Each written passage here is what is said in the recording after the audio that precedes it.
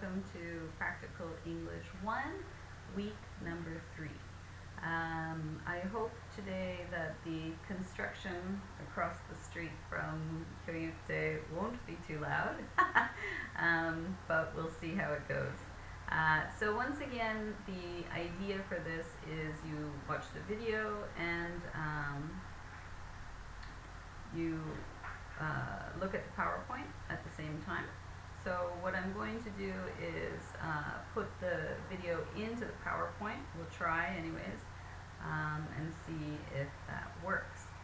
So what we're going to do this week is we're taking a look at tenses.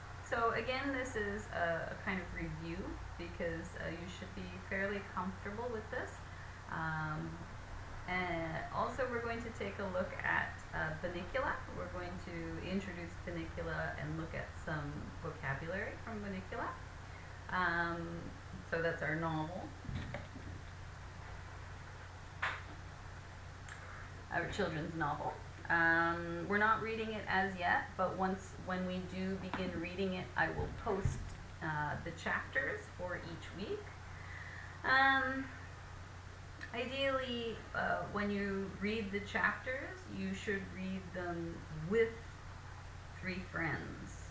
So it's easier for you, but if you want to, if it's more convenient for you to read the chapter by yourself, that's no problem. It's not a very thick book, so don't be scared. And we're going for gist, which means we're looking for the general meanings that are, or events that are happening rather than specifics.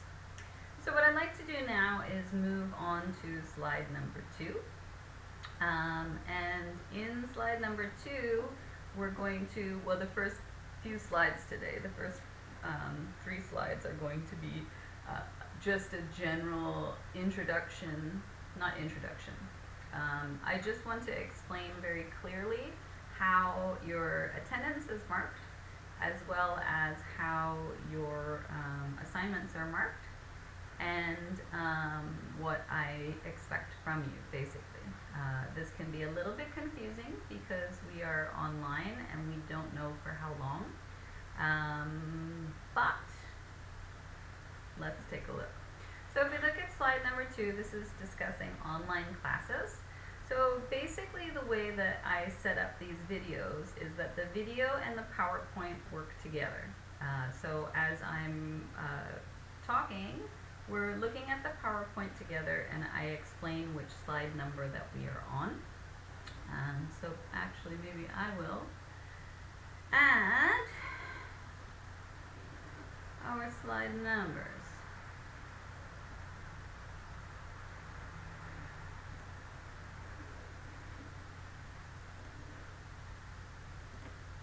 Okay, so if you look in the bottom right hand corner, you will see the slide number. For slide number 2, again, what I expect from you is to watch the video and look at the PowerPoint at the same time and follow along. There are some assignments given in the lecture, so please be careful.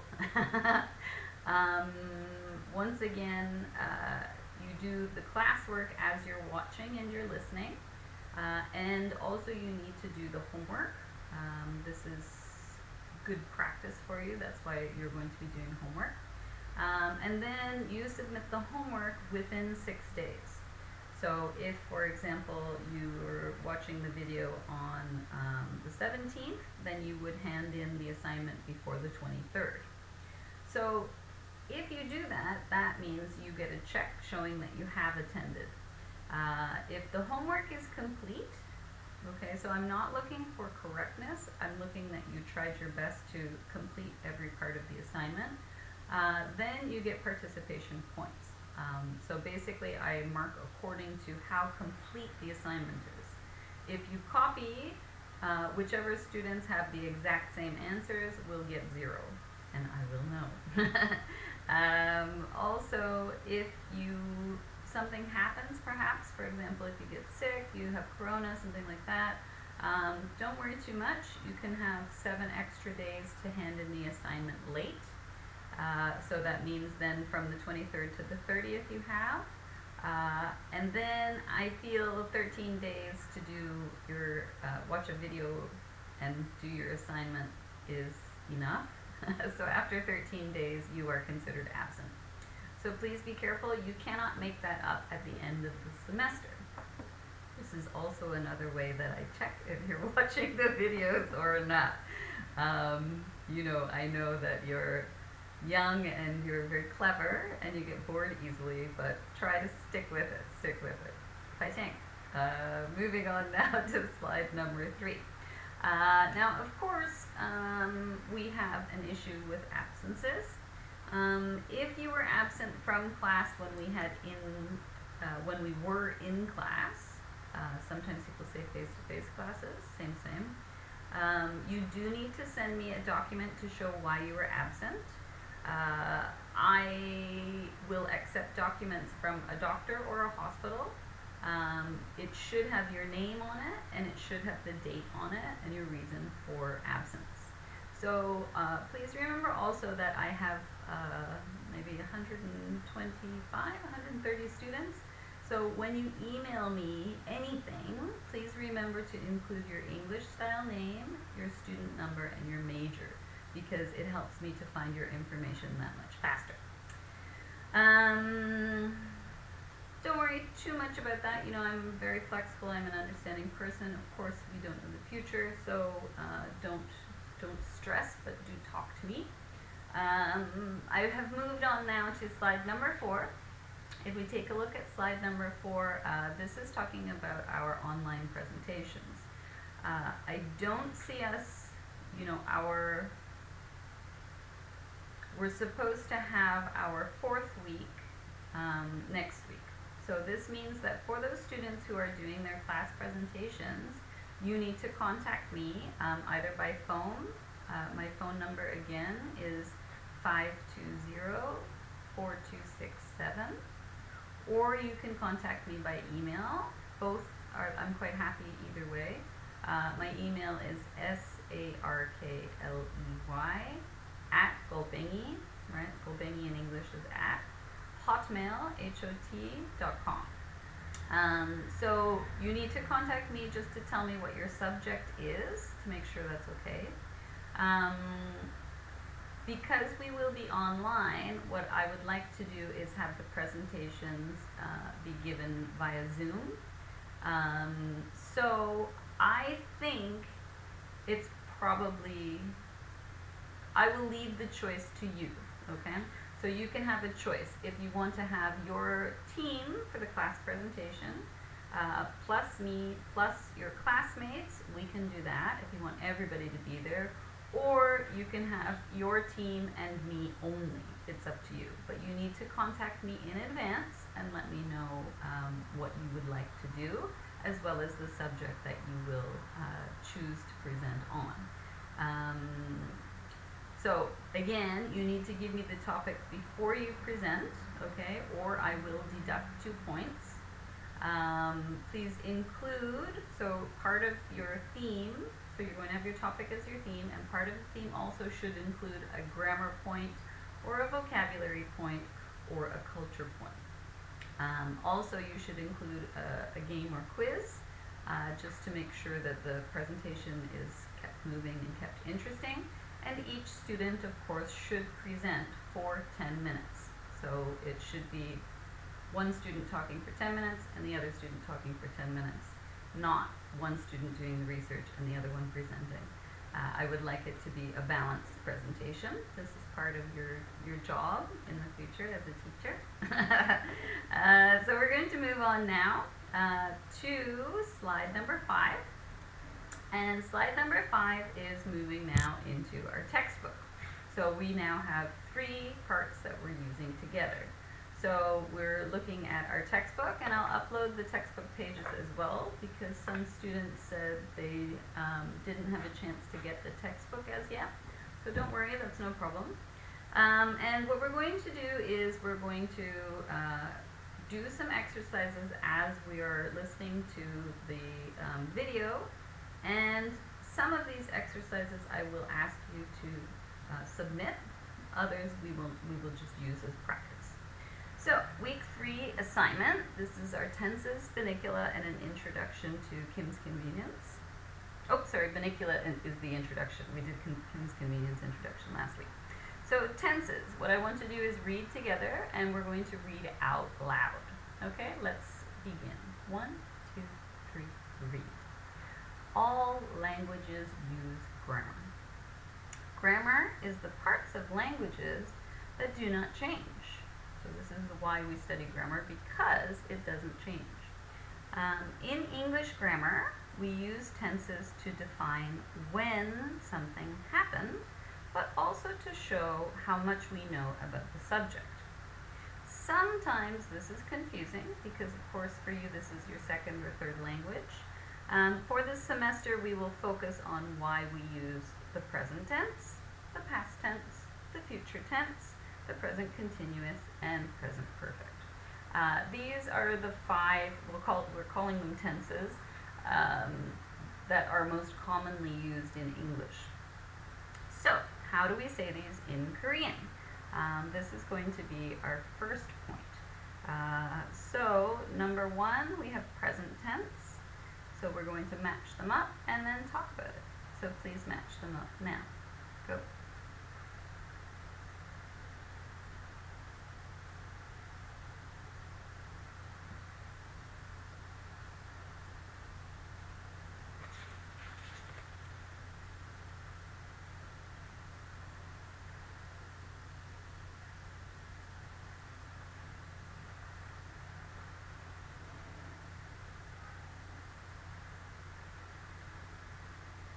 We'll go for 10 more seconds.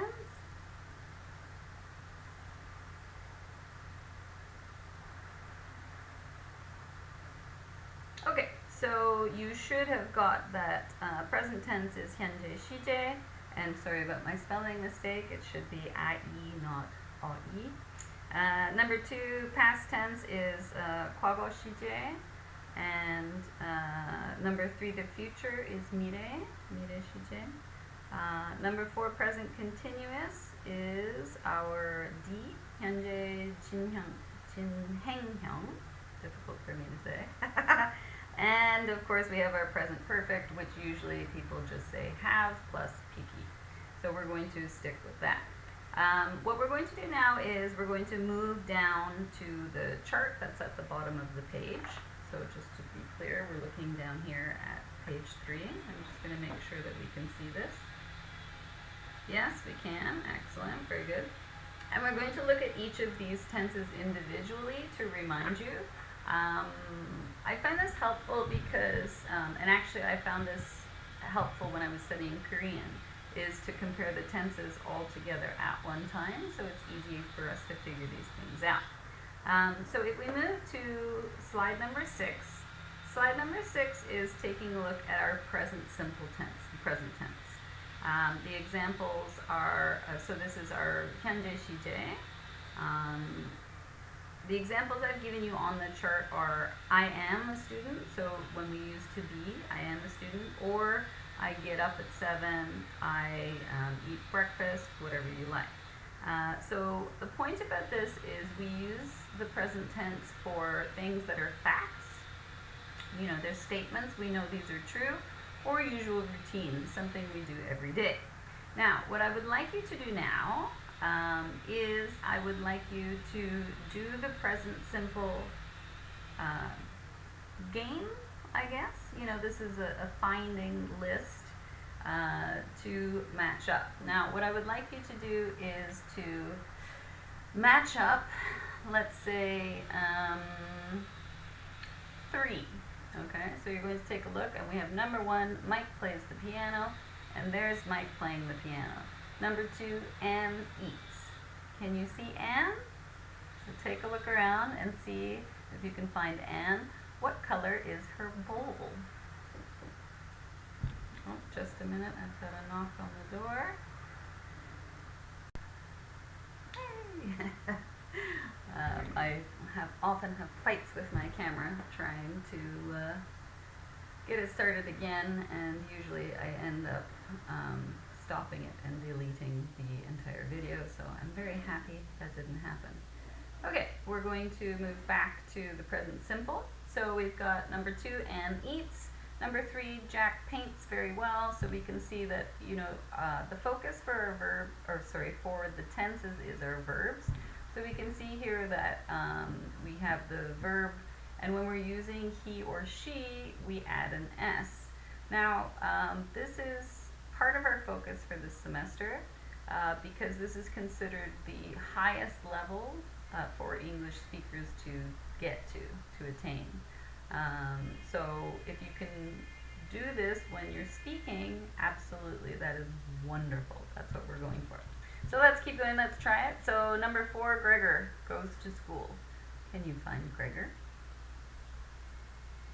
What is Gregor carrying?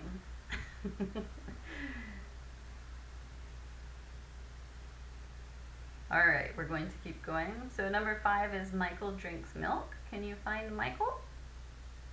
What color is Michael's t-shirt?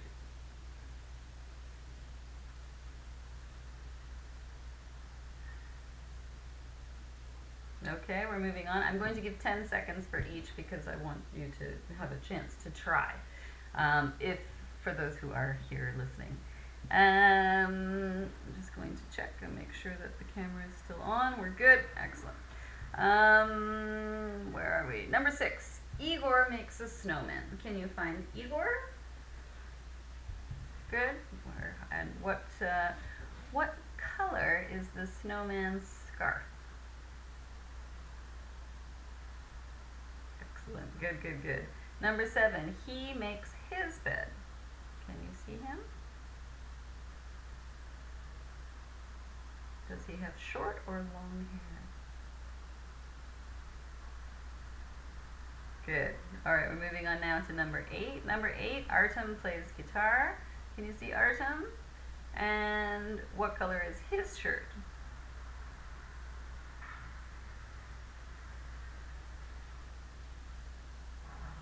Good. Okay, moving on. 9. 9, this panda can climb. I'm hoping you found that one. That one was easy to find. Number 10, the kids read a book. So of course, because we're talking about 2 children and their book is quite large, we do not need an S when we use they. Next one, we take a look. Number 11, they build big houses, and I think you can find that quite quickly because we have how many people building a house? Good, excellent. Moving on. Number 12, Mary writes exercises. Can you find Mary? And what color is Mary's hair? Good, excellent, very good. Number 13, Kira eats. Can you find Kira?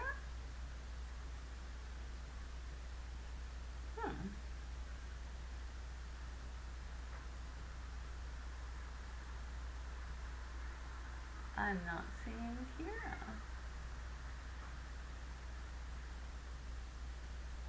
Interesting. So we've got number 2, Anne eats, and number 13, Kira eats, but I'm only seeing one girl who's eating. So perhaps we have. Interesting. Okay, let's keep. Oh, maybe.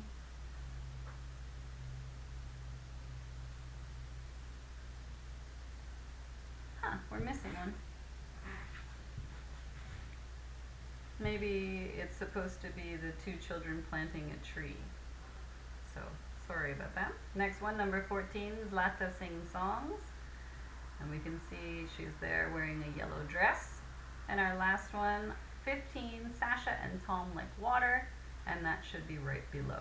So the point about this exercise anyways is we're looking at the verb. The verb is by itself or with an S. So this is our present tense. These are when we're talking about things that are fact or usual routines. Now, the reason why we're doing this is because when we're practicing and when we're speaking, you need to make these decisions really quickly about which tense you should be using, essentially. So we're going to take a look now at the next tense. So we're on slide 7. This is the past tense, which is our letter A, hwago shije. Now the important part about this is that the past tense is when we want to show something is finished. It is something that happened before and stopped. So the focus is the past. We know when it ended. We use this, so in this case what I did is I gave you some examples of questions, and when we answer these questions the verbs have two styles. So one is the usual style, which is a regular verb. So with our regular verbs we just add ed. And irregular verbs are when we change it completely. It has a different spelling.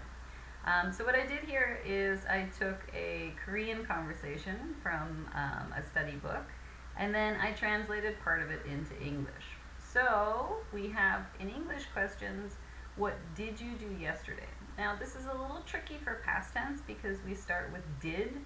So if you begin with the past tense verb, then the second verb is just regular present tense. So what did you do yesterday? What did you see? What did you eat? What's another example you can think of?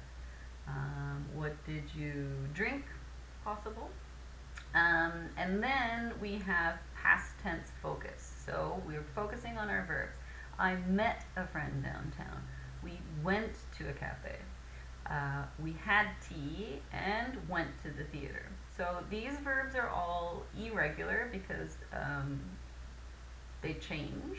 Meet to met, go to went, have to had, and go to went again. And then we have what movie did you see? So again, we've got past tense for the first verb, so the second verb doesn't need the past tense. Did you have lunch? Again, past tense first verb, so the second verb is just kanyang. And we answer because this is our yes-no question. So remember, we want the grammar, so we don't need the yes or the no. We can just say we did or didn't. Why didn't you have lunch? So even though we have a negative question, we still follow the same pattern, that the first verb is the 과거, did, so the second verb is 현재, have. I'm hoping that that's clear and that you can see how past tense verbs, I mean this is very, very basic. This is not complex, so shouldn't be stressful. So let's take a look here. This will be homework assignment number 1. So what happened here? Okay, so what I would like you to do is choose 3 of these pictures and write a sentence for each in the past tense. So you can do it very simply if you want to, it's no problem. And I'm just going to make sure this is clear. So I'm going to call it homework task 1. Write 3 past tense